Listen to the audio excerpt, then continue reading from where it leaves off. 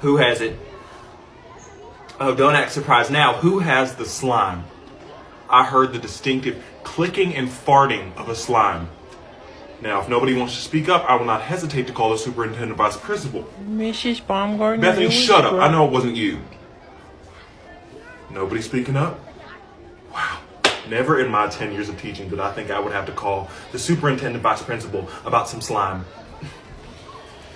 Barb, we got a 302 slime incident. Thank you.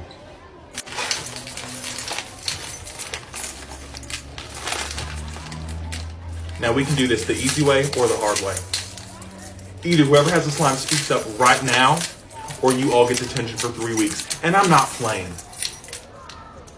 Never in my 10 years of teaching did I think I would have to get called on for some slime. No one speaking up? Robert, I figured as much. Come with me. We're going to have a little talk with your parents.